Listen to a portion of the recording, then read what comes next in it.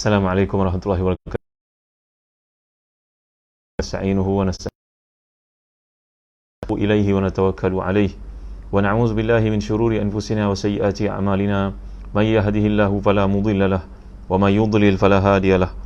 Allahumma salli wa sallim wa barik ala Muhammad wa ala ali Muhammad kama sallaita wa sallamta wa barakta ala Ibrahim wa ala ali Ibrahim fil alamin innaka Hamidum Majid. Amma ba'd.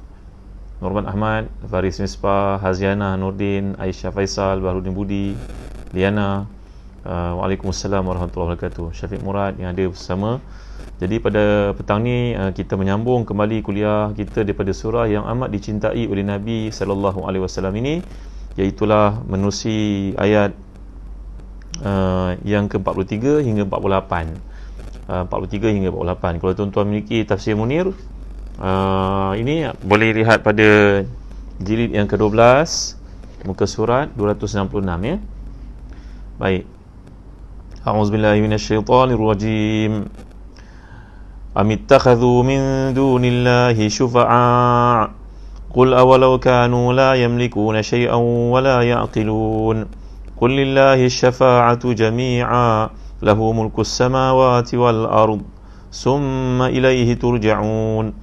وإذا ذكر الله وحده اشمأزت قلوب الذين لا يؤمنون بالآخرة وإذا ذكر الذين من دونه إذا هم يستبشرون قل اللهم فاطر السماوات والأرض عالم الغيب والشهادة أنت تحكم بين عبادك فيما كانوا فيه يختلفون ولو أن للذين ظلموا ما في الأرض جميعا ومثله معه لافتدوا به من سوء العذاب يوم القيامة وبدا لهم من الله ما لم يكونوا يحتسبون وبدا لهم سيئات ما كسبوا وهاق بهم ما كانوا به يستهزئون.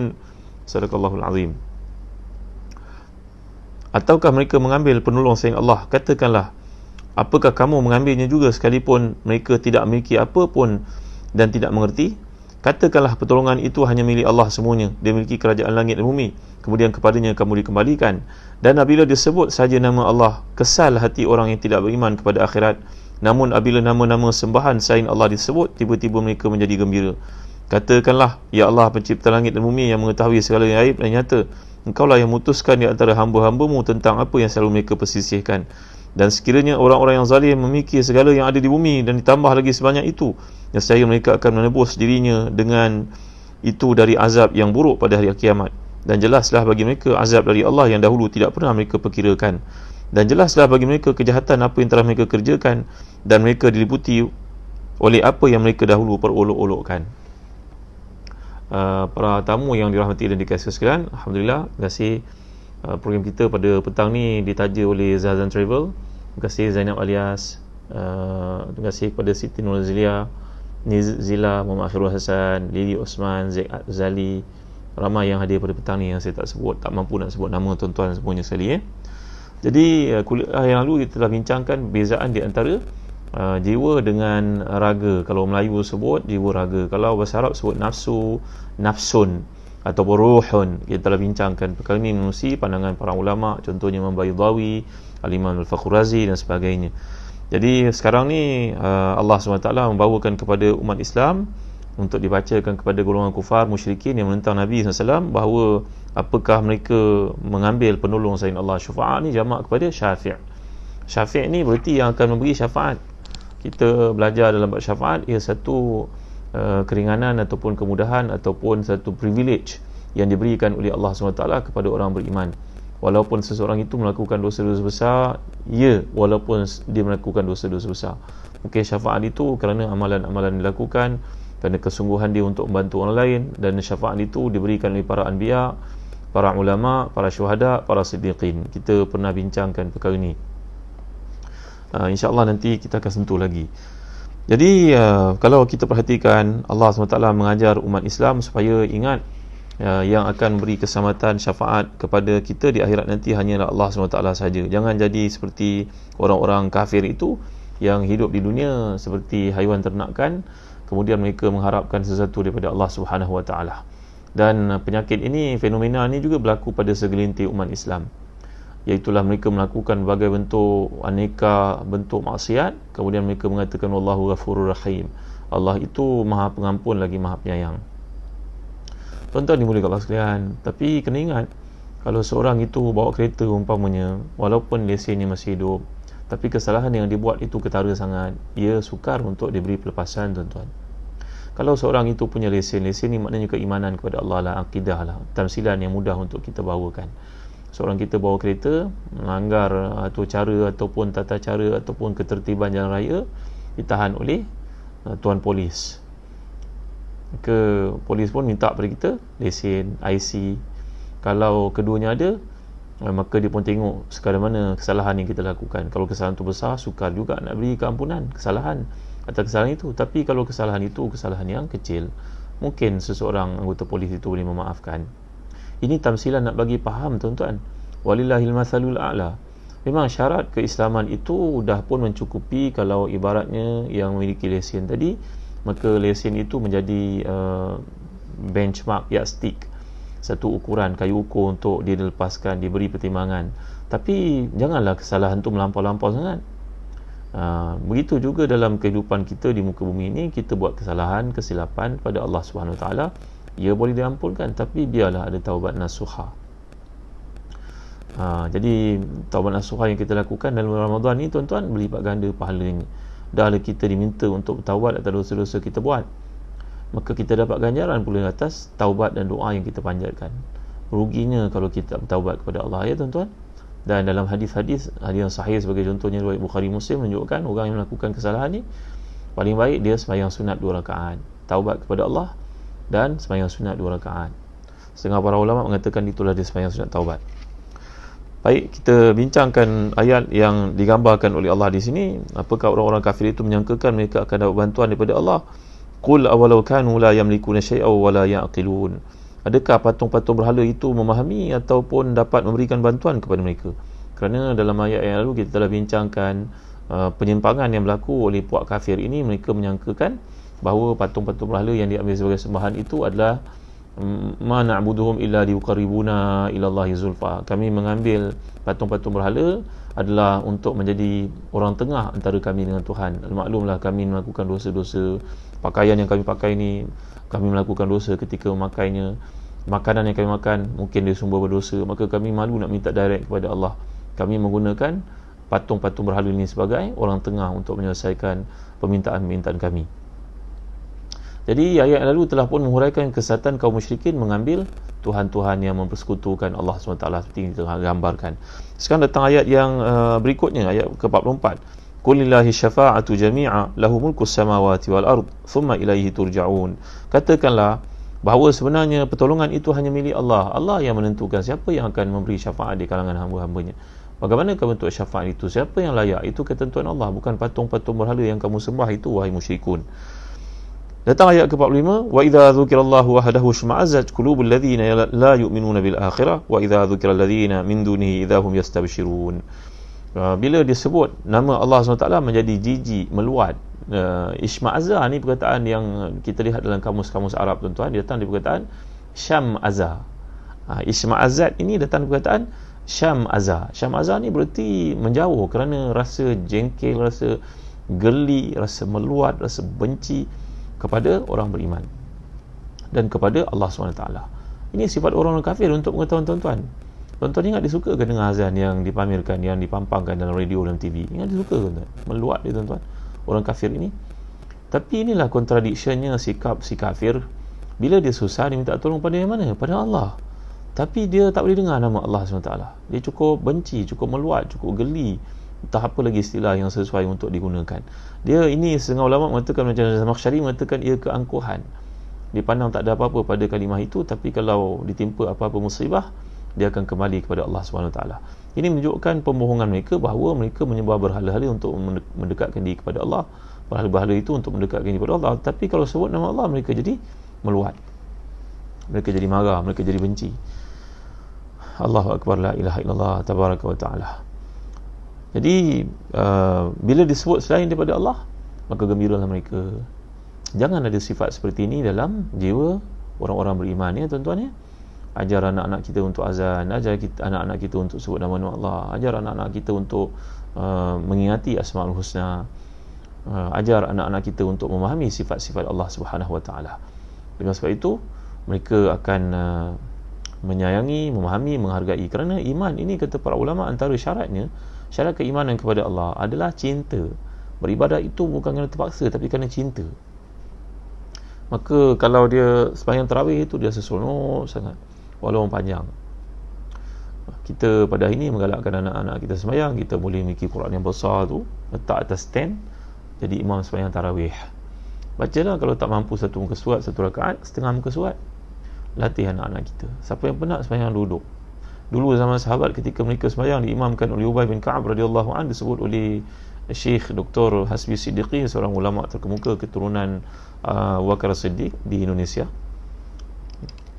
Tengku Hasbi Siddiqi ini berkata, kalau kita lihat rujukan para ulama yang menceritakan kesungguhan para sahabat sembahyang tarawih, sampai mereka jatuh tersungkur pun ada, kerana dah tua sangat, pegang tongkat menahan diri untuk sembahyang. Tapi kerana keseronokan, kekhusyukan, keikhlasan kepada Allah dalam ibadah itu, menyebabkan dia rasa lazat, tuan-tuan dimuliakan Allah sekalian, seronok beribadah kepada Allah SWT.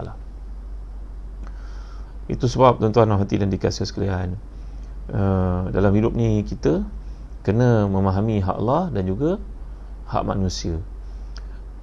Saya teringat satu kisah yang saya nak bawa kepada tuan-tuan tentang pada zaman Umar Khattab radhiyallahu anhu membuka kerajaan Parsi. Saya dah cerita pada tuan-tuan tentang Rabi'i bin Amir, cerita pada tuan-tuan tentang Abdullah bin Huzaifah As-Sahmi, kan. Ini kisah-kisah ahli syurga, sahabat-sahabat Nabi yang kita bincangkan ayat yang lalu. Wallazi ja'a bis-sidqi wa saddaqa bihi. Para sahabat, kata para ulama tafsir, mereka termasuk dalam frasa konteks ayat wa saddaqa bihi. Wallazi ja'a bis-sidqi wa saddaqa bihi. Jadi para sahabat ni semua memiliki sifat kualiti siddiq dalam diri mereka. Jadi hidayah ni kerja Allah SWT. Kita minta lah pada Allah supaya hidayah ni kekal lagi, seronok beribadah kepada Allah. Ketika Sayyidina Umar Khattab radhiyallahu anhu membuka kota Parsi, maka jatuhlah ke tangan Islam. Kota yang hebat itu, yang gilang gemilang itu, dengan hartanya, dengan segala kenikmatannya. Maka salah seorang raja Parsi yang terakhir, raja maharaja Parsi yang terakhir sekali yang jatuh ke tangan Islam pada masa itu, seorang bernama Yazdajrid, tuan-tuan. Nak sebut pun susah, kan. Yazdajrid. Ini pemimpin Parsi yang tertinggi. Bila dia tewas, maka kerana dia tidak menerima cadangan Islam dalam 3 tawaran yang diberikan, sama ada masuk Islam ataupun menyerahkan diri, bayar ufti, bayar cukai jizyah, yang ketiga berperang. Jadi nampaknya dia pilih yang ketiga, berperang. Maka kesan daripada peperangan itu, implikasinya adalah tawanan-tawanan perang. Antara tawanan perang yang ditawan adalah anak-anak kepada Yazdajrid ni, tuan-tuan. Yazdajrid, anaknya sendiri. Anaknya 3 orang perempuan, 3 orang gadis, puteri raja yang sangat cantik jelita, tidak ada tolok bandingnya, tuan-tuan. Ya. Maka ketika mereka nak dijual sebagai hamba, datanglah Sayyidina Ali karramallahu wajhah memujuk Amirul Mukminin Sayyidina Umar Khattab radhiyallahu an, wahai Amirul Mukminin, Rasulullah SAW mengajar kita satu petua, satu landasan. Bila kita berurusan dengan orang yang punya kedudukan, kebangsawanan, Islam menghormati, kita hormat 3 jenis manusia, tuan-tuan, ya. Kita mesti berikan penghormatan 3 jenis manusia. Pertama, pemimpin apabila dia jatuh, jangan hina-hina dekat Facebook, kat mana-mana, tuan-tuan. Tegur tak mengapa. Kalau seseorang itu jatuh, hormatilah dia, kerana dia punya jasa, walaupun kita tak suka. Yang kedua, orang bangsawan bila jatuh jadi papa kedana.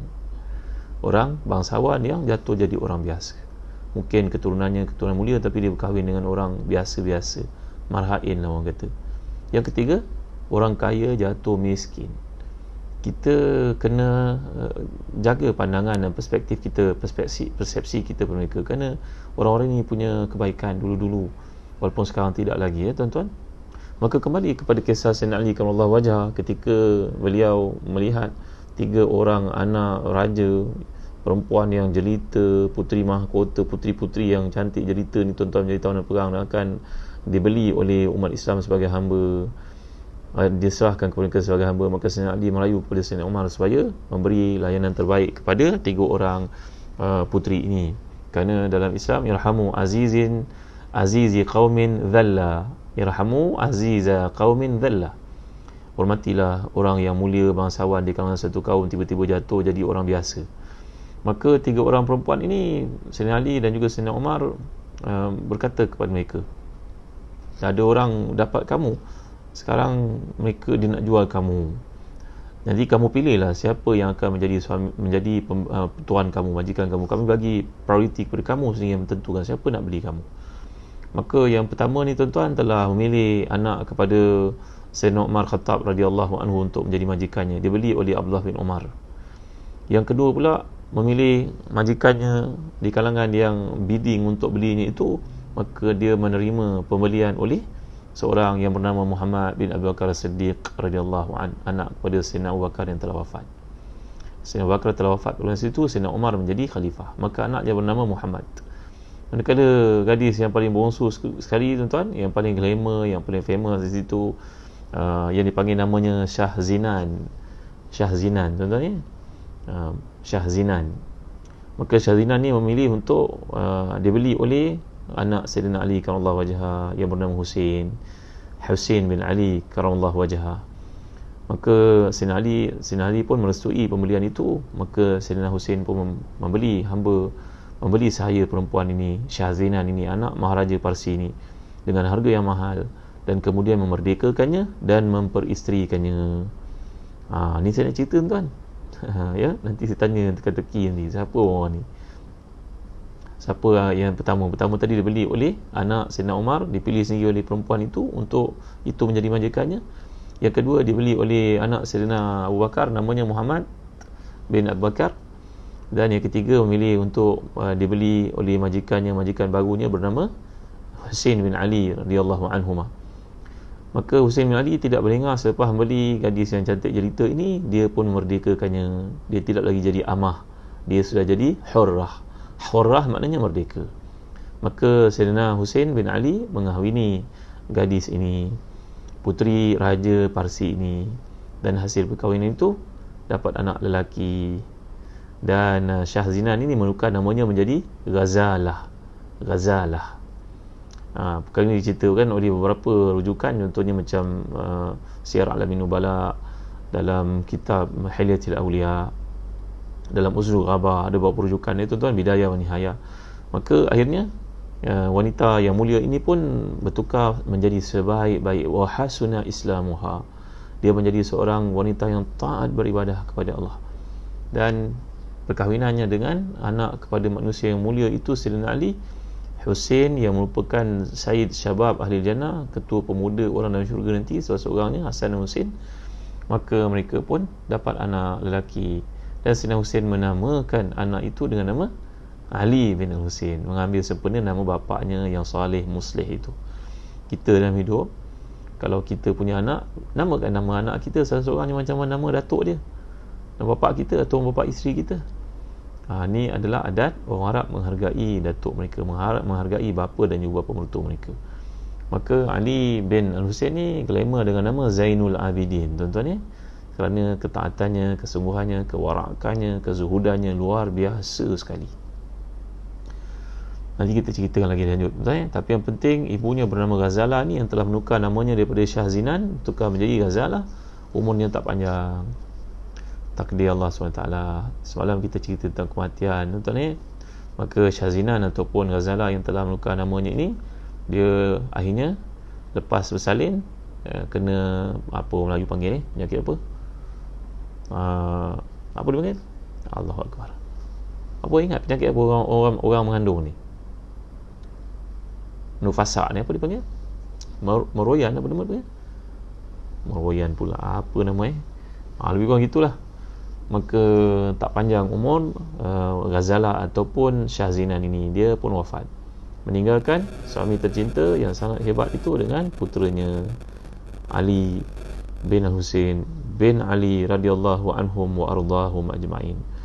Kalau orang Syiah mengatakan kita tidak cinta pada keluarga Nabi, ini satu kesilapan. orang-orang Syiah yang ada di kalangan kita saya pun tahu bahawa kita Ahlus Sunnah, kita lebih cinta kepada, kita lebih berhak untuk claim kita cinta keluarga Nabi lebih dari mereka. Tuan-tuan ni boleh kasihan. Jadi saya pernah ceritakan tentang Zainul Abidin Ali yang dipanggil dengan gelaran Ali bin Al-Husain dengan Ali Zainul Abidin ni seorang yang salih, muslih, dan Allah beri kepadanya kekayaan luar biasa. Sepupunya iaitu anak kepada Sayyidina Hasan pernah berkata, aku berselisih faham dengan Ali bin Al-Husain ini, tapi tidaklah keluar daripadanya melainkan kalimah-kalimah yang baik saja. Sehingga bila aku tidak menegurnya, waktu malam dia datang ke rumah aku bagi salam, Assalamualaikum wahai saudaraku, kalaulah aku bersalah dalam kes ini, perselisihan ini, moga Allah ampunkan aku. Kalau engkau yang bersalah, moga Allah ampunkan engkau. Assalamualaikum warahmatullahi. Kerana Rasulullah mengajar kita, kalau kita tak bertegur lebih daripada 3 hari, maka itu perbuatan yang haram, dan sebaik-baik di antara kamu adalah yang memulakan saudaranya dengan salam. Maka tuan-tuan rahmati dan dikasihi sekalian, pernah satu ketika ada berlaku satu kesilapan maklumat menyebabkan orang marah kepada Husain bin Ali radhiyallahu anhu ardahu ni tuan-tuan di Madinah. Maka orang yang marah ni pun datang mencela, memburukkannya, mengatakan perkataan yang buruk, yang kesat pada dia, tidak berkata sepatah pun tuan-tuan. Akhirnya dijemputnya orang itu ke rumah, dia bagi 1,000 dinar. Allahu Akbar. Dia kaya tuan-tuan. Ali Zainul Abidin kaya, dia ahli perniagaan, kaya, dan kita pernah bincangkan bagaimana dia menguruskan kekayaannya. Yang kita belajar dulu, doa kaya ibadah supaya jadi kita bukan minta kepada orang kan, dengan sebab usaha, dengan sebab berniaga, kaya bukan minta kepada orang tuan ya.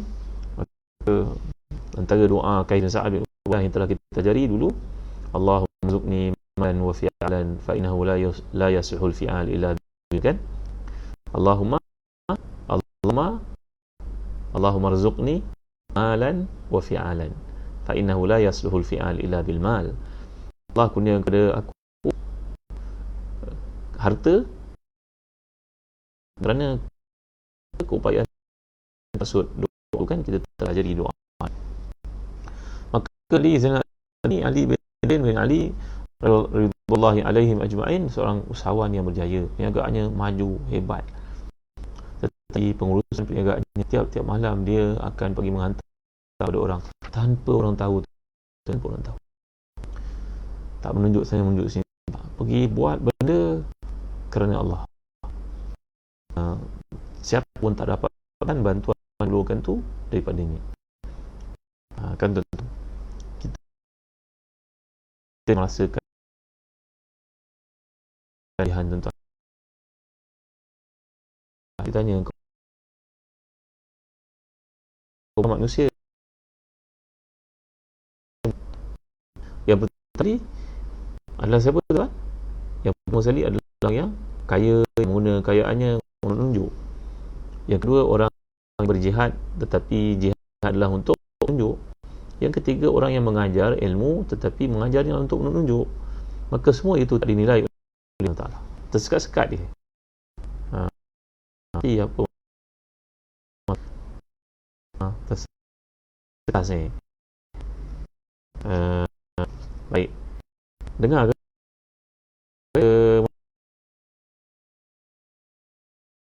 Nampak yang tak okey, faham? Putus-putus. Baik lain tak okey Ustaz. Okey ke? Dengar ke? Lain tak clear. Baik, yang pentingnya kisah Ali Zainal Abidin ini menghantar bantuan kepada orang memerlukan, kepada ibu tunggal, kepada orang yang susah, kepada mereka yang memerlukan pada waktu malam, sehinggalah bila beliau wafat barulah Madinah berduka cita, kerana barulah mereka tahu selama ni bantuan yang hadir di rumah mereka adalah daripada bantuan oleh Ali bin Al-Husain bin Ali ridwanullahi alaihim ajma'in tuan-tuan. Pernah diceritakan satu hari ketika beliau melakukan haji, tawaf di Baitullah, yang ada pada saat itu adalah seorang maharaja, Hisham bin Abdul Malik, raja yang daripada kalangan Bani Umayyah itu. Beliau bersama dengan pengiring-pengiringnya dengan pembantu-pembantunya datang untuk menguak barisan untuk tawaf itu, tetapi mereka melihat orang Islam menguakkan atau membuka laluan untuk seorang lelaki yang segak, yang tinggi, yang handsome, yang putih. Mereka tertanya-tanya, siapakah orang ni? Tak perlu kepada pembantu-pembantu pun, tapi semua orang kuatkan laluan untuk dia tawaf dan cium Hajar Aswad. Kita nak kuatkan untuk raja kita ni pun payah. Tuan-tuan, rupanya Hisham bin Malik ni tak nak jawab. Dia kenal itu keturunan Rasulullah SAW, juga saudara mara dia, tuan-tuan. Mereka ni bangsa Quraisy, tapi dia tak jawab. Dia kata dia tak kenal. Dan seorang penyair yang terkemuka pada masa itu, Farazdaq namanya. Farazdaq ni adalah seorang penyair yang terkemuka pada zaman kerajaan Islam Bani Umayyah itu. Dia berkata, kalau engkau tidak kenal, maka aku nak beritahu kepada kamu orang itu. Lalu dia membacakan satu syair yang indah. Hazal ladzi ta'riful batha'u wa ta'atahu wal baitu ya'rifuhu wal hillu wal haramu. Hadza ibnu khairi ibadillahi kullihim. Hadza at-taqiyyu an-naqiyyu at-tahiru al-alamu. Hadza ibnu Fatimati in kunta jahilatan jahiluhu. Bijaddihi anbiya'ullah kad khutimu. Ya Allah, cantiknya syair ni, tuan-tuan. Kata beliau ni, inilah dia manusia yang Batha, iaitu Batha ni satu tempat di Mekah yang kenal padanya, dan dia kenali oleh rumah Allah yang halal dan juga tanah haram dan juga tanah halal. Inilah dia anak kepada sebaik-baik hamba Allah keseluruhannya. Hadzat taqiyun naqiyut tahirul alamu. Inilah seorang bertakwa yang bersih, yang suci, seorang ikon yang terkemuka. Hadza ibnu Fatimatin in kunta jahiluhu. Inilah anak kepada Fatimah kalau kamu tidak tahu. Bijaddihi anbiya'ullahi kad khutimu. Dengan datuknya Rasulullah SAW, keseluruhan para nabi itu dikhatamkan, ditutup oleh Allah. Falaisa qawluka man hadha bidairihi al-ghurbu ta'rifu man ankarat wal ajamu. Kilta yadayhi ghiyathun ammin naf'uhuma yastawkifani wala ya'ruhuma adamu. Ya Allah, cantiknya bait syair ini, tuan. Menceritakan bahawa kehebatan yang ada pada Sayyidus Syabab Ahli Jannah ni, anaknya yang bernama Ali bin Hussein bin Ali ridwanullahi alaihim ajma'in, dipanggil sebagai Ali Zainal Abidin, yang mana ketika dia tawaf di Kaabah itu, semua orang membukakan laluan untuknya kerana penghormatan, kemuliaan yang dicampakkan oleh Allah ke dalam hati-hati mereka. Ingat, tuan-tuan, kalau Allah cinta kepada kita, maka Allah akan mewahyukan kepada semua manusia dan juga makhluk untuk cinta kepada kita dengan firman-Nya, inni uhibbu fulana, aku cinta kepada fulan, maka cintalah fulan bin fulan. Allah menyuruh malaikat Jibril untuk menyuarakannya kepada semua penghuni bumi supaya cinta kepada orang yang dicintai oleh Allah. Yang saya nak bawa kepada kisah di sini, hidayah yang Allah beri kepada ibunya yang bernama, yang kita telah bincangkan tadi, bernama apa yang dinamakan sebagai Syahzinan, ataupun yang nama Islamnya Ghazalah, dipilih nama Ghazalah. Dia merupakan anak kepada Maharaja Parsi yang berkahwin dengan anak kepada Sayyidina Ali namanya Hussein, dan dikurniakan anak yang namanya Ali bin Al-Husain bin Ali yang dipanggil sebagai Zainul Abidin. Untuk mengetahui, tuan-tuan, inilah salah satu sebab mengapa orang-orang Parsi, iaitu orang-orang Syiah pada hari ini, sangat mendewa-dewakan Sayyidina Hussein, padahal Sayyidina Hussein tak ada kena-mena pun dengan mereka. Kerana yang menambat hubungan mereka dengan Sayyidina Ali karamallahu wajhah adalah Sayyidina Hussein. Tapi yang peliknya, anak kepada Sayyidina Umar dan Abdullah bin Umar itu pun berkahwin dengan Maharaja Parsi, puteri Maharaja Parsi, tak dikira pula. Anak kepada Abu Bakar bernama Muhammad bin Abu Bakar ni berkahwin juga dengan salah seorang kakak kepada Syahzina ni, tapi tak pula dikira. Inilah perkara yang berlaku dalam i'tikad akidah orang-orang Syiah. Allah selamatkan kita daripada mereka. Jadi Syam'azah ni, Isma'azad datang dari perkataan Syam'azah yang bermaksud menjauh kerana benci, rasa jijik, rasa angkuh. Mereka bila mendengar nama-nama Allah ataupun kuliah-kuliah tentang Islam, mereka jadi meluat, jadi benci. Bukan saja orang kafir, orang munafik yang ada pada zaman ini pun sama, tuan-tuan dimuliakan Allah sekalian. Jadi sikap itu lahir kerana mereka tidak meyakini adanya hari kemudian yang Allah akan membangkitkan manusia dan membalasan atas segala sikap-sikap mereka. Jadi sikap yang digambarkan ini dewasa ini tidak jarang juga terjadi orang-orang Islam. Diajak untuk melaksanakan Islam, mereka enggan dan menilai bahawa tuntutan itu dah tak sesuai dengan perkembangan Islam yang ada pada hari ini. Ini seperti yang dihuraikan oleh Syed Qutb dalam tafsirnya Fi Zilalil Quran. Tafsir Fi Zilalil Quran ni antara tafsir yang terbaik untuk kita baca, terutamanya bagi anak-anak yang belajar bahasa Arab. Kalau mereka belajar bahasa Arab, mereka bacalah Fi Zilalil Quran kerana kandungannya, bahasanya sangat indah. Baik. Jadi Allah SWT menggenggam nyawa makhluknya dan Allah menetapkan ajalnya, dan Allah juga yang beri syafaat kepada sesiapa yang layak. Jadi bila kita perhatikan di antara ayat ini juga Allah berfirman, qulillahumma fatiras samawati wal ard alimul ghaibi wasyahada anta tahkum baina ibadika fima kanu fihi yakhtalifun. Ini merupakan antara doa Nabi kita sallallahu alaihi wasallam bila bangun tahajud. Salah satu doa yang Nabi amalkan bila bangun tahajud. Saya pada doa yang pernah kita belajar dahulu, Allahumma lakal hamdu kullu anta qayyimus samawati wal ard wa man fihinna wa lakal hamdu mil'as samawati wal ardi wa man fihinna wa lakal hamdu anta nurus samawati wal ard wa man fihinna antal haq wa wa'dukal haq wal jannatu haq wan naru haq wan nabiyyuna haq wa Muhammad sallallahu alaihi wasallam haq. Ini merupakan doa yang Nabi baca pada waktu bangun tahajud. Dan ini satu lagi, Allahumma rabba Jibril wa Mikail wa Israfil fatiras samawati wal ard alimul ghaibi wasyahada anta tahkum baina ibadika fima kanu fihi yakhtalifun ihdini lima ikhtalafa fihi minal haqqi biiznik innaka tahdi man tasha'u ila siratin mustaqim. Tuan-tuan boleh lihat dalam tafsir Munir ni muka surat 272. Jadi perkataan yang digunakan dalam ayat kita bincang ni, qulillahumma fatiras samawati wal ard alimul ghaibi wasyahada anta tahkum baina ibadika fima kanu fihi yakhtalifun. Fatir ini berarti menjadikan daripada tiada kepada ada, daripada tiada langsung. Kalau kita pada hari ini kita buat rumah tu dari batu kita ambil dari bukit, bukan kita yang buat batu. Kalau kita buat kereta, besi tu kita ambil daripada bumi, tayarnya daripada getah dan sebagainya. Kita tidak membuat satu benda dalam istilah fatir, tapi Allah Ta'ala melakukan satu, mencipta satu daripada tiada kepada ada. Maka itu sebabnya dalam doa Nabi kita SAW, Allahumma rabba Jibril wa Mikail wa Israfil fatiras samawati wal ard alimul ghaibi wasyahada anta tahkum baina ibadika fima kanu fihi yakhtalifun ihdini lima ikhtalafa fihi minal haqqi biiznik innaka tahdi man tasha'u ila siratin mustaqim. Maksudnya, wahai Tuhan, Tuhan Jibril, Tuhan Mikail, Tuhan Israfil, pencipta langit bumi, yang mengetahui perkara-perkara gaib dan juga yang nampak, Engkaulah yang memutuskan di antara hamba-hambamu tentang apa yang mereka persisihkan. Berilah aku petunjuk kepada kebenaran yang dipersisihkan dengan izinmu. Sungguhnya Engkau memberi petunjuk kepada jalan lurus kepada siapa sahaja yang Engkau kehendaki. Dan riwayatkan pula oleh Imam Ahmad, tadi riwayat Muslim, Abu Daud dan sebagainya, yang kini riwayat Imam Ahmad pula, daripada Abdullah bin Mas'ud radhiyallahu anhu berkata, Rasulullah SAW bila bangun tahajud akan berdoa, Allahumma fatiras samawati wal ard alimul ghaibi wasyahada inni a'hadu ilaika fi hadhihi dunya anni ashhadu an la ilaha illallah ashhadu an la ilaha illa anta wahdaka la syarika lak wa anna muhammadan abduka wa rasuluk fa innaka in takilni ila nafsi tuqarribuni min asyarr wa tuba'iduni min alkhair wa inni la athiqu illa bi rahmatik faj'al li 'indaka ahdan tufinihi yaumil qiyamah innaka la tukhliful mi'ad. Iaitulah, wahai Tuhan pencipta langit dan bumi, perkataan fatiras samawat wal ard. Ni Allah uruskan perkataan, Allah menyebut perkataan fatir, maka Nabi kita pun menyebut dalam doanya perkataan fatir.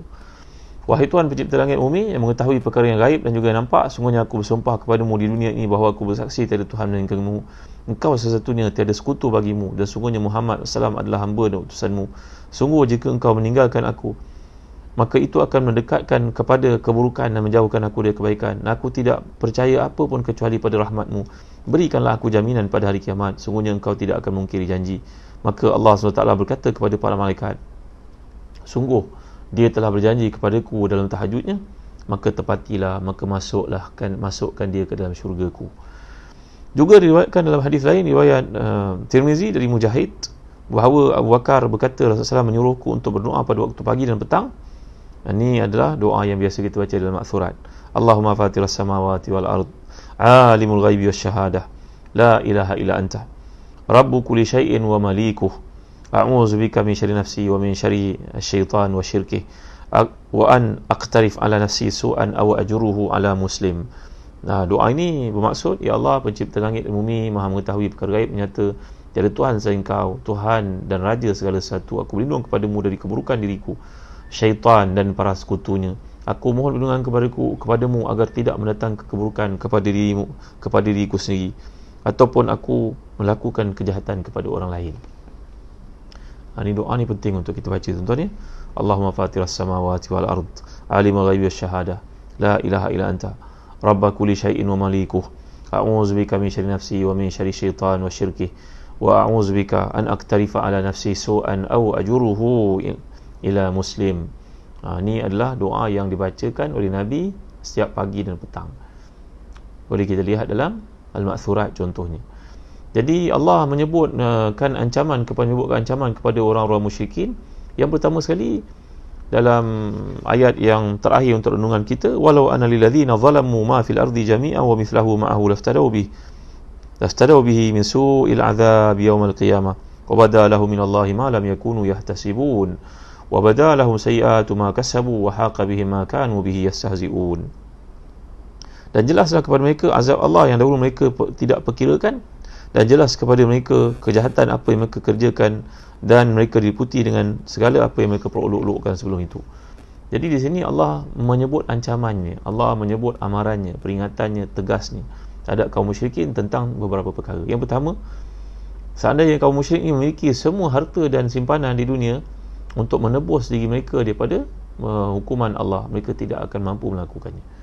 Kalau kat dunia kita mungkin ditangkap atas satu kesilapan ataupun secara tak sengaja ataupun tersilap tangkap, maka kita punya ruang untuk minta tolong pada sama ada syafi' ataupun nasir. Kita boleh minta tolong pada orang untuk dapat syafaat, bayar tebusan contohnya, boleh lepas. Tapi di akhirat, kalau kita menganggap dengan kekayaan yang kita miliki, contohnya si kafir itu hartanya bilion-bilion, apakah dengan harta yang banyak itu dimampu untuk beli dirinya daripada hukuman Allah? Tak. Walaupun sebanyak dunia, dan sekali lagi sebanyak dunia, makna 2 kali bilangan sebanyak dunia itu tidak akan dipedulikan oleh Allah, tidak dikira langsung. Kalau hari ini tuan-tuan hati dan dikasih sekalian, kita baca sejarah ataupun kita baca pencapaian ahli-ahli perniagaan terkemuka dalam dunia, majalah Forbes contohnya mengemukakan 10 orang terkaya di dunia. Agak-agak bila tuan-tuan boleh kejar kekayaan mereka itu? Takkan boleh tuan-tuan. Ada di kalangan kita yang tertipu lalu mengatakan nak kena jadi kaya dulu baru nak buat ibadah, kerana dipengaruhi oleh perspektif yang salah ini. Allah SWT bukan boleh menunggu kematian kita, tunggu jadi kaya baru kita boleh buat masjid, barulah kita dimatikan oleh Allah. Tak tuan-tuan. Allah mengira apa yang ada pada kita pada hari ini. Kalau dalam simpanan kita ada 1,000, kita sedekahkan 100 dengan ikhlas, maka nilainya jadi 10% kali dengan 700%. Kita tak perlu tunggu jadi kena ada 100 juta baru nak buat sebuah masjid, 10 juta, 20 juta. Tak tuan-tuan. Entah bila kita dapat jadi kaya seperti itu, kita pun tak pasti. Maka janganlah kedekut dengan apa yang kita ada pada hari ini. Dan mulakan wabda' biman ta'ul, mulakan dengan orang-orang susah di kalangan keluarga kita dahulu. Adik-beradik, kau tak ada adik sepupu, kau tak ada sepupu, 2 sepupu, tak ada 2 sepupu, macam-macam cara kita boleh trace pada hari ini, bertanya, ambil tahu. Kemudian baru kita pergi kepada golongan-golongan yang memerlukan yang lain. Ya. Jadi yang pertama sekali, ancaman Allah kepada si kafir ini, mereka tidak akan mampu untuk menebus diri daripada hukuman Allah walaupun dengan membeli dunia ini, dengan bawa harta mereka yang bondong-bondong itu, yang banyak sifarnya itu untuk beli diri mereka sebanyak itu, lebih banyak pun Allah takkan pandang. Yang kedua, wabadalahum minallahi ma lam yakunu yahtasibun. Allah Taala akan nampakkan di hadapan mereka berbagai-bagai benda yang mereka tidak sangka-sangka. Ingat ya, kaedah belajar bahasa Arab, kalau kita belajar bahasa Arab, perkataan ihtasaba yahtasibu ni ditambah di atas wazan ifta'ala. Asal perkataan ni hasaba yahsibu ataupun hasiba yahsabu. Tapi kalau kita sebut ihtasaba yahtasibu, dia sudah pun merujuk kepada satu benda yang kita tidak kira. Kalau perkataan hisab berarti perhitungan. Tapi kalau yahsibu, biasanya dalam ayat Quran itu merujuk kepada yadhunnu, menyangka. Jadi kalau disebut perkataan yahtasibu, ia merujuk kepada hyperbola, maknanya perkataan yang merujuk kepada tak disangka-sangka langsung. Maknanya mubalaghah kat situ, kata Imam Al-Asfahani. Jadi perkataan yahtasibun, mereka tak sangka-sangka. Jadi ayat ini untuk pengetahuan tuan-tuan telah pun menyebabkan ramai di kalangan orang ahli neraka bertukar menjadi ahli syurga. Satu kisah yang saya ingat dikemukakan oleh Imam Ibn Qudamah dalam kitabnya Tawabin, kisah taubatnya seorang ahli maksiat namanya Fudail bin Iyad. Fudail bin Iyad ni melakukan macam-macam perkara maksiat, segala dosa besar dia buat. Kalau zaman kita ni pergi kelab malam, minum, apa-apa saja maksiat dia buat. Tiba-tiba pada satu malam dikatakan beliau dan juga merompak. Satu malam dia nak merompak rumah orang. Tiba-tiba nak cari duit, nak buat maksiat, tak cukup duit, maka dia pun nak pergi merompak. Tiba-tiba dia masuk ke rumah orang tu, dia dengar orang tu sedang tahajud, orang tu baca ayat ini. Wa badalahum minallahi ma lam yakunu yahtasibun. Tuan-tuan hati dan dikasih sekalian. Wa badalahum sayyi'atu ma kasabu wa haqa bihim ma kanu bihi yastahzi'un. Nanti di akhirat semua orang akan tercengang, kebingungan kerana melihat dosa-dosa yang dia buat itu dinampakkan oleh Allah SWT. Ma li hadzal kitab la yughadiru saghiratan wala kabiratan illa ahsaha wa wajadu ma amilu hadira wala yadhlimu rabbuka ahada. Nanti di akhirat nampakkan sedut, maka perompak ni tadi yang nak merompak orang dengar ayat itu, menggigil dia, dan ayat itulah yang menyebabkan dia berubah menjadi seorang tasawuf, ahli sufi, ahli hadis, seorang faqih, seorang alim, seorang abid. Kesan daripada mendengar ayat itu, tuan-tuan. Allahu Akbar, la ilaha illallah, masya-Allah, tabaraka wa ta'ala. Jadi ayat ini merupakan satu gertakan, ancaman, peringatan Allah kepada si kafir. Nanti di akhirat dengan kekayaan kamu tak akan mampu beli diri kamu daripada neraka Allah. Yang kedua, segala kejahatan yang kamu buat di dunia besok akan ditonjolkan, dinampakkan. Si kafir ni tak ada agama, tuan-tuan. Dia kalau buat baik hanya kebetulan kerana dia mengejar satu kepentingan keduniaan. Berlaku satu aksiden, saya perhati depan mata saya, tuan-tuan. Aksiden berlaku kepada seorang yang terhormat, yang dimuliakan, orang alim ini, orang baik, orang saleh. Aksiden, ma asabakum min musibatin fabima kasabat aydikum wa ya'fu an katsir. Ialah semua orang ada ujian masing-masing. Maka kami pun duduklah menunggu bantuan jauh tempat ni di bandar. Tiba-tiba datanglah seorang bukan Islam. Tiba-tiba pada itu dia tak kenal pun jadi baik, tuan-tuan. Takdirnya sahabat saya, orang alim ini, sahabat yang saleh ni, dia nak duduk, kursi itu patah. Kursi nak duduk patah, nak berunding macam mana cara nak tarik kereta ni. Si kafir ni tadi daripada tempat yang jauh dia berlari tahan orang ni berjatuh. Dia buat baik ni kenapa, tuan-tuan? Kerana dia nak kereta itu accident. Kalau masuk ke bengkelnya, banyak dia boleh claim pada insurans. Orang-orang kafir dia buat baik itu hanya kerana ada sesuatu di sebalik kebaikan dia buat. Tapi kita orang beriman, kita buat itu bukan kerana manusia, kita buat itu kerana ada kereta akhiratnya yang kita kena activate kan. Jangan fikir buat dunia, kok mana dunia, tuan-tuan. Jadi macam si kafir ini, maka dia buat kebaikan kerana ada satu matlamat tersendiri yang terpendam yang dihajatkan daripada keduniaannya itu. Kita orang beriman tidak. Kemudian yang ketiga yang Allah janjikan hukuman untuk mereka, wa badalahum sayyi'atu ma kasabu wa haqa bihim ma kanu bihi yastahzi'un. Akan dinampakkan segala keburukan dosa yang mereka lakukan, yang mereka selama itu perolokkan Islam, menghina Islam dan sebagainya. Sebutlah wala haraj. Sebutlah dekat Facebook ada orang melakukan azan dengan bunyi-bunyi yang lawak, jenaka. Ada orang menghina orang Islam, ada menghina Kaabah, menghina masjid dan sebagainya. Jadi orang-orang kafir ni akan dihukum dengan 3 ancaman. Diancam dengan 3 perkara. Pertama, harta benda yang banyak yang dikumpulkan itu tak akan manfaat sedikit untuk mereka. Yang kedua, akan ditonjolkan segala keburukan yang mereka buat di dunia dahulu yang disangka tersembunyi. Yang ketiga, mereka juga akan ditonjolkan keburukan, kejahatan, ejekan mereka terhadap orang Islam dan juga perbuatan-perbuatan yang mereka hina, mereka keji Islam itu nanti dinampakkan di akhirat. Sebaliknya mereka yang akan dihina oleh Allah SWT. Jadi inilah di antara pengajaran penting yang boleh kita petik daripada surah Az-Zumar, surah yang sangat dicintai oleh Nabi kita SAW. Itu Nabi membacanya saban malam bersama dengan surah Bani Israel ataupun nama lainnya surah Al-Isra. Rupa-rupanya dalamnya mengandungi berbagai kegembiraan, motivasi untuk si mukmin bahawa apa-apa yang lalu di dunia ni semuanya akan berakhir. Bila berakhir, mereka akan masuki alam akhirat yang dirasakan lamanya. Dunia tu sebenarnya sekejap je, tuan-tuan. Itu sebab dalam bulan Ramadan yang penuh keberkatan ni, marilah sama kita belajar satu doa, dan saya yakin sebahagian tuan-tuan telah pun membacanya, mengamalkannya. Biasanya kita baca lepas sunat tarawih, tapi tidaklah terbatas lepas sunat tarawih atau lepas sunat witir. Kita baca dia sepanjang bulan Ramadan ni, samping doa Allahumma innaka afuun tuhibbul afwa fa'fu anni, Allahumma inni as'aluka ridhaka wal jannah wa a'udzubika min sakhatika wan nar. Mudah je, tuan-tuan ya.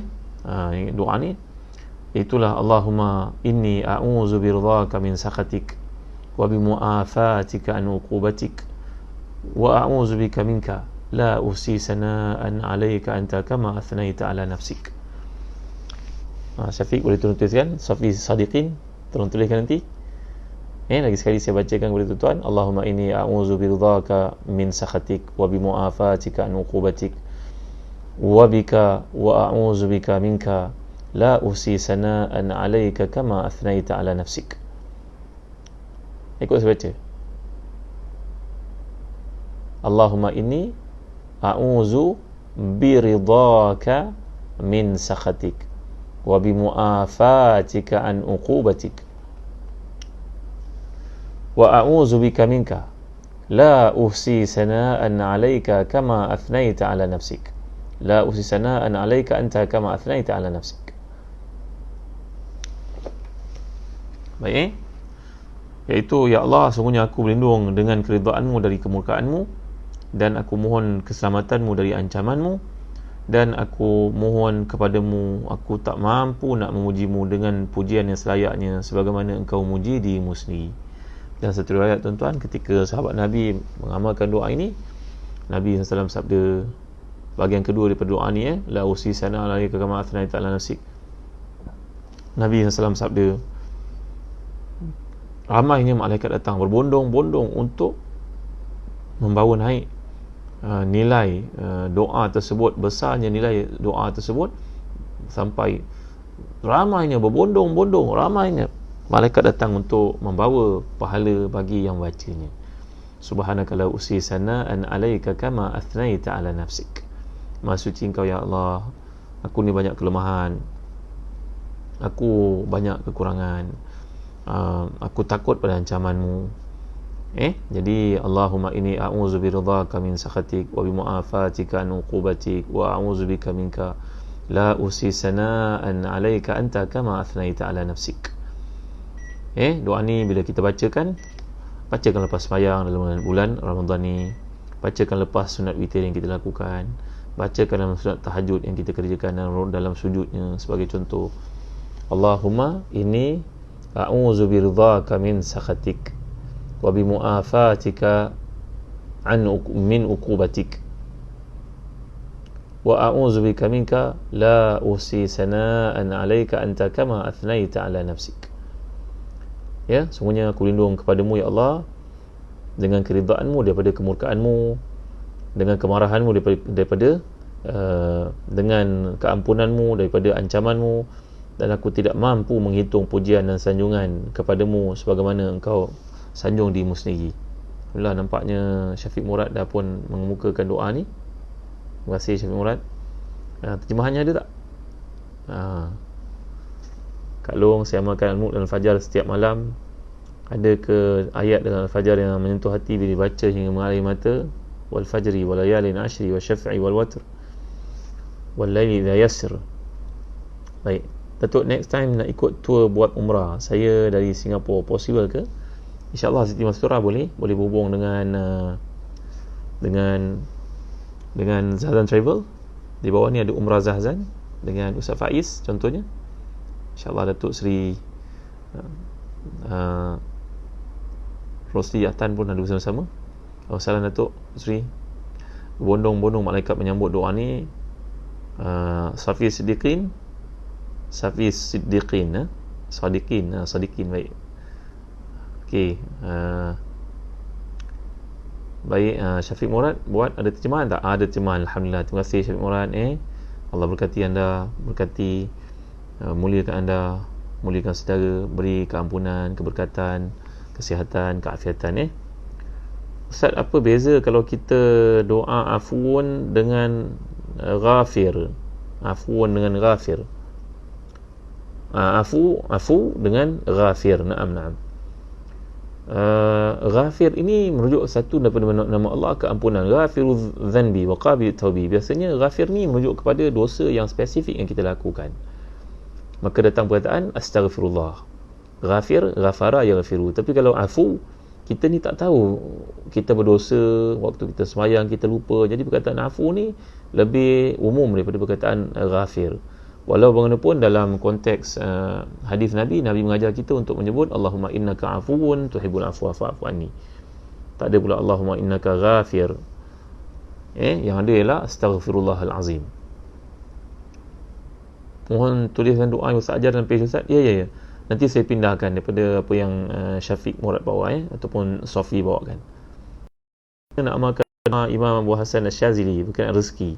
Bagus. Imam Abu Hasan Asy-Syazili seorang ulama besar, ulama tasawuf yang hebat. Apa-apa doa orang saleh ni boleh kita amalkan. Mudah-mudahan dapat keberkatan, kebaikan daripada pengalaman beliau. Saya bercadang nak belajar bahasa Arab. Boleh Ustaz beri motivasi pada saya apa kelebihan jika kita faham bahasa Arab? Masya-Allah. Jasril. Cubalah belajar bahasa Arab, usahalah belajar bahasa Arab. Kerana saya dah terangkan beberapa kali sebelum ni, kepentingan belajar bahasa Arab ia adalah usaha untuk memahami bahasa Al-Quran. Imam Syafi'i mengatakan belajar bahasa Arab itu wajib sebenarnya. Fardu ain, bukan fardu kifayah, fardu ain. Terutamanya pada Al-Fatihah dan tahiyat akhir yang kita kena faham. Dan tuan-tuan takkan dapat tadabbur Quran dengan sempurna melainkan tuan-tuan faham bahasa Arab. Itu syarat asasi yang paling penting. Dan nasihat saya kepada Jasril, anda menguasai bahasa Jepun dengan baik. Bahasa Jepun lebih susah daripada bahasa Arab. Maka spendlah masa untuk belajar bahasa Arab. Boleh dimulakan dengan membeli kitab-kitab berkaitan bahasa Arab. Saya boleh cadangkan. Antaranya kitab Nahwu Mudah 1 dan 2 ditulis oleh sahabat saya, seorang pensyarah di UiA. Ada satu buku nanti saya kenalkan, buku bahasa Arab menerusi kaedah ibadah. Jadi ibadah kita seharian banyak kita menyebut perkataan bahasa Arab. Ini tulis oleh Al-Fadhil Ustaz Dr. Fuzi Yusof. Juga satu buku yang menarik dan baik untuk kita belajar bahasa Arab menerusi perspektif ibadah kita. Di samping tu, masa saya belajar dulu ada satu buku bertajuk Bahasa Arab Masa 30 Hari. Muzik bahasa 30 hari. Bahasa dia bagus, tajuk dia bagus. Mungkin boleh jumpa kat kedai-kedai buku. Mungkin di Wisma Yakin di KL ada jual. Mungkin boleh pergi kat kedai buku Irfan ke, dekat mungkin di Kelantan boleh dapatkan di SMO ke, di di kedai buku Banggul ke, di Jaafar Awas ke, boleh tengok. Kalau di Kedah ada kedai buku Darussalam, cuba tanya pada Ustaz Hadi, Ustaz Abdul Hadi yang memiliki syarikat kedai buku Darussalam ni, ataupun kedai buku Hasani. Mereka memiliki buku-buku bahasa Arab. Boleh mulakan dengan buku Nahwu Mudah sebagai contohnya. Juga belajar bahasa Arab melalui ibadah oleh Dr. Fuzi ni tadi. Di samping tu belajar bahasa Arab masa 30 hari. Buku ni sangat manfaat untuk saya. Saya belajar masa tingkatan 1 dulu buku ni. Tapi bukan 30 hari dapat menguasai bahasa Arab lah, tapi 30 hari tu memesrakan kita dengan bahasa Arab. Nanti saya tunjuk buku ni untuk tuan-tuan dapatkan. Ini bukan terbitan Telaga Biru, ini terbitan pihak lain. Terima kasih Syafiq Murad, terima kasih Tuan Syafiq, dan juga Safi Sadiqin. Ni Ustaz Faiz ada memberikan nombor telefon untuk dihubungi. Seandainya ada siapa nak pergi umrah lepas PKP nanti, nak pergi haji, nak pergi Baitul Maqdis, 3 tanah suci ni, insya-Allah kami ada trip berterusan membawa jemaah ke sana. Begitu juga ke Balkan, negara-negara East Europe. Negara yang dipanggil Balkan ni negara yang penuh dengan kayu-kayan, hutan. Itu salah satu bahasa yang dipanggil oleh Osmaniyah. Dulu negara Islam semua. Kita pergi negara barat semuanya banyak kelalaian kan tuan-tuan. Tapi kita pergi ke Eropah belah sini, kita nampak banyak masjid. Di Albania sebagai contohnya, di Bosnia lagi banyak. Jadi ini satu perkara yang menarik untuk kita lawati. Ada peluang nanti bolehlah ziarah dengan Zahzan Travel. Sebahagian daripada trip itu saya pimpin, dan juga ustaz-ustaz yang lain. Ke Mesir ke Rusia ke New Zealand, ke negara barat, negara umat Islam. InsyaAllah kami ada trip-trip ke sana. Yang paling dekat selepas BKP nanti kami target untuk pergi Uzbekistan. Dah ada peserta dah, Alhamdulillah. Kita akan pergi ke Uzbekistan untuk meneliti, menelusuri tempat pemakaman Imam Bukhari, Quran yang dibaca oleh Sayyidina Osman ketika baginda dibunuh oleh pemberontak. Masih ada simpanan di sana lebih 1000 tahun tuan-tuan. Jadi tuan-tuan boleh pergi bersama dengan kami. Perjalanan bukan setakat hiburan, tetapi penuh dengan pengisian, dan pulang dengan keimanan dan cara beramal yang betul, insya-Allah. Baik. Doa yang diajarkan Nabi SAW, Allahumma innaka afuun tuhibbul afwa fa'fu anni. Terima kasih. Ana muslimah, terima kasih. Khairun samaha. Baik, doa diajar Nabi SAW oleh Ana muslimah. Mohon Ustaz masuk dalam Facebook, mudah nak salin. Baik, nanti saya masukkan dalam Facebook. bagaimana nak istiqamah dalam buat amalan. Istiqamah ni pertama sekali kena betulkan kefahaman Islam kita dulu. Kenapa kita istiqamah? Kerana kita yakin adanya akhirat, adanya balasan baik dan buruk. Jadi itu menjadi pemangkin utama untuk istiqamah. Yang kedua, hendaklah kita melakukan amalan-amalan yang menyebabkan kita istiqamah. Contohnya menuntut ilmu. Kerana bila Nabi dia tanya sahabat, tanya kulli fi Islam qaulan la as'alu anhu ghairaka. Wahai Rasulullah, beri pada aku satu pedoman yang mana aku tak perlu tanya pada siapa pun lagi tentang Islam selepas ini. Nabi jawab, qul amantu billah sumastaqim. Katakan aku beriman kepada Allah, kemudian istiqamah. Jadi di antara perkara yang namanya istiqamah ni memerlukan kepada kita untuk baca Al-Quran, sembahyang. Dia macam bateri telefon. Macam mana kalau kita tak charge telefon? Mati kan, telefon mati. Jadi istiqamah tu merujuk kepada kita recharge telefon kita supaya dia sentiasa mempunyai backup bateri yang mencukupi. Maka demikian juga beramal ini menjadi pemangkin kepada istiqamah itu untuk berlaku dalam format-format yang lain. Bila kita rajin baca Quran, Allah kurnia kepada kita bangun malam, Allah beri kekuatan kepada kita untuk sedekah. Bila kita sedekah, Allah buka lagi kenikmatan bagi kita banyak sembahyang sunat. Bila kita buat sunat, Allah buka kepada kita bagaimana kita boleh bantu orang sekeliling kita. Jadi pintu-pintu itu akan terbuka bila kita memulakan ibadah ni dengan bersungguh-sungguh. Dan kalau kita dah mengetahui yang mana yang kita kuat, kita punya kelebihan, maka kita letakkan more effort dalam ibadah yang kita tahu kita mempunyai kemampuan dan keahlian itu. Contohnya orang ada ilmu, dia konsisten menyampaikan ilmunya. Ada orang yang punya ibu, dia tak mampu sembahyang sunat malam, jaga ibunya penat, maka jaga ibunya dengan penuh kesabaran, itu dia akan masuk syurga kerana istiqamah menjaga ibu. Orang itu punya wang banyak, dia tak mampu nak puasa sunat selalu kerana banyak meetingnya, banyak overseas tripnya, maka dia banyak sedekah pada orang, insya-Allah dia masuk syurga menerusi pintu sedekah. Jadi istiqamah kita dalam berbuat kebaikan-kebaikan, kita buat semua kebaikan ikut kemampuan kita. Ada yang wajib, ada yang sunat. Dan kemudian kita aim yang mana yang kita memang mampu memberi penumpuan. InsyaAllah kita akan dijemput masuk syurga menerusi pintu tersebut. Baik. Dan jangan lupa doa, contohnya lepas sembahyang, Allahumma a'inni ala zikrika wa syukrika wa husni ibadatik. Ya Allah, bantulah aku untuk mengingatimu, bersyukur padamu, membaiki amal salihku tanpa henti-henti kepadamu. Ya. Ada yang bertanya kepada saya tentang kitab Al-Azkar. Ini kitab Al-Azkar ni tuan-tuan. Kitab ni sangat penting untuk kita miliki. Ini adalah ringkasan kepada Azkar. Namanya Azkarul Azkar oleh Imam Suyuti, seorang ulama terkemuka pada kurun ke-10 Hijrah. Ya, kurun ke-10 Hijrah. Ini Imam Suyuti meringkaskan karya Imam Nawawi yang datang sebelumnya 300 tahun. Kitab Al-Azkar ringkas menjadi Azkarul Azkar. Ini mengandungi banyak doa-doa. Dalam kitab 101 doa Ustaz daripada hadis sahih, ya, Intan. Memang ada juga doa-doa daripada kitab saya bertajuk 101 doa daripada hadis sahih. Tapi nak banding dengan buku ni, ini buku imam yang hebat. Buku ni lebih hebat daripada tulisan saya.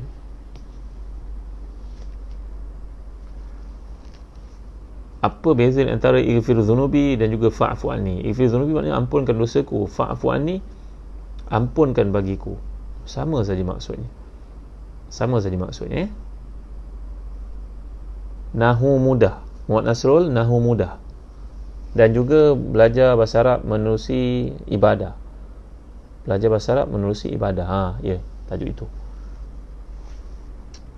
Nanti saya senaraikan, insya-Allah. Saya minta tolong pada admin yang ada dalam Zazan Travel Takbiru, tolong bantu saya, Ustaz Faiz, tolong bantu saya, Farouk, tolong bantu saya, Izhar, Iqbal, Haji Iqbal, tolong bantu saya masukkan nama-nama buku yang penting ni yang saya sebutkan tadi.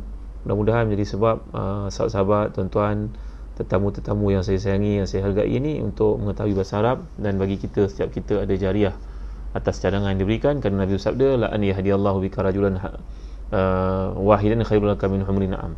Kalau seseorang itu hidayah dengan kandungnya, kita kagum kat dunia ni, kereta mewah, rumah mewah, yang hebat. Tapi engkau mengislamkan, membawa seorang itu kepada Allah dengan amalannya, kesalihannya, kau dapat lebih baik daripada dunia seluruhnya yang kamu tak terfikir. Maka orang ke akhirat, amalan-amalan kecil di dunia menjadikan dia jutawan akhirat. Dan jadi jutawan dunia payah, tuan-tuan. Kerja, kadang ada orang yang tak dibelah jutawan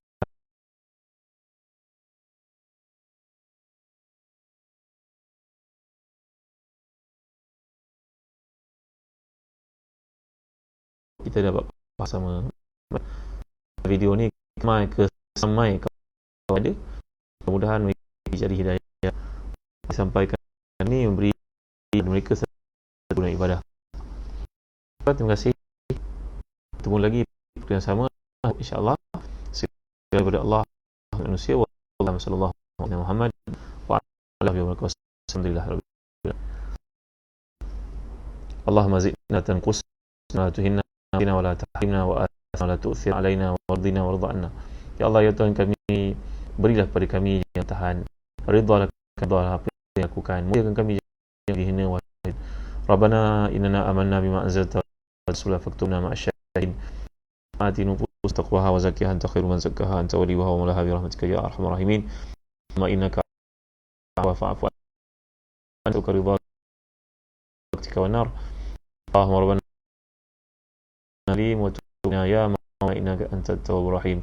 Ya Allah, ampun dosa kami, pasangan kami, anak-anak kami, zuriat kami sekalian, orang buat baik pada kami yang memiliki hak atas kami yang kami tak mampu balas kebaikan mereka berikan kepada kami ya Allah, seperti guru-guru kami, jalan tangga kami, sahabat handai kami, orang-orang yang mencintai kami kerana-Mu ya Allah.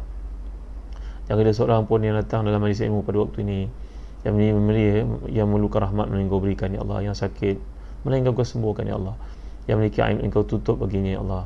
Jangan ada seorang pun yang akan musafir melainkan Engkau selamat pergi dan baliknya wahai Tuhan. Jangan ada seorang pun yang jahil melainkan Engkau beri ilmu kepadanya. Jangan ada seorang pun yang belum berkahwin melainkan beri kepadanya pasangan yang saleh atau salihah yang akan bahagia dunianya akhiratnya. Jangan ada seorang pun yang masih memiliki anak melainkan kurniakan untuknya anak-anak yang saleh dan salihah yang akan menjadi penerus legasi kebaikannya bila dia mati nanti ya Allah. Ya Allah, jangan ada memiliki hajat dunia ataupun akhirat segi baik untuknya melainkan Kau sempurnakan wahai Tuhan, kerana jika Kau menyempurnakan hajat-hajat kami daripada manusia yang terakhir daripada yang terawal hingga terakhir, tak akan mengurangkan sedikit pun daripada kekayaan-Mu yang maha luas ya Allah. Maka kasihanilah kami ya Allah. Wahai Tuhan kami, ampuni dosa kami, bapa kami, para pemimpin kami, para doktor, para nurse, polis dan juga tentera yang bekerja siang malam menghadapi ribut panas untuk demi kebaikan orang lain ya Allah. Ya Allah, ya Tuhan kami, kiralah apa yang mereka lakukan sebagai satu pahala jihad di sisi-Mu ya Allah. Rabbana atina fid dunya hasanah wa fil akhirati hasanah wa qina azabannar. Wa sallallahu ala sayyidina Muhammadin wa ala alihi wa sahbihi wasallam. Alhamdulillahirabbil alamin. Terima kasih kepada Zazan Travel, pada tuan-tuan puan-puan yang ingin bermusafir selepas musim nanti. Jangan lupa ingat travel, ingat Zazan Travel. InsyaAllah bukan setakat perjalanan tapi perjalanan penuh pengisian. Sekian, Assalamualaikum warahmatullahi wabarakatuh.